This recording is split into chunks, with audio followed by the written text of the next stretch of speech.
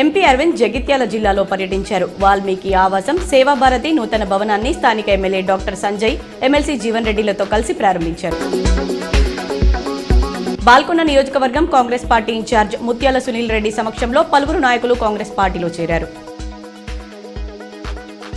MP Arvind జన్మదినం సందర్భంగా నగరంలోని రెడ్ క్రాస్ సొసైటీలో రక్తదాన శిబిరాన్ని బీజేపీ పార్టీ జిల్లా అధ్యక్షులు కులాచారి దినేష్ కుమార్ ప్రారంభించారు. దాతలను దినేష్ అభినందించారు.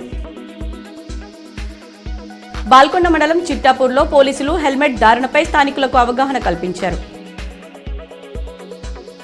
రెంజల్ కస్తూర్బా గాంధీ పాఠశాలలో ఎంపీ అరవింద్ జన్మదినం సందర్భంగా స్థానిక బీజేపీ నాయకులు ఆధ్వర్యంలో కేక్ కట్ చేసి విద్యార్థులకు బకెట్లను పంపిణీ చేశారు. నందిపేటలోని కృష్ణవేణి పాఠశాలలో శ్రీకృష్ణాష్టమి వేడుకలు ఘనంగా నిర్వహించారు.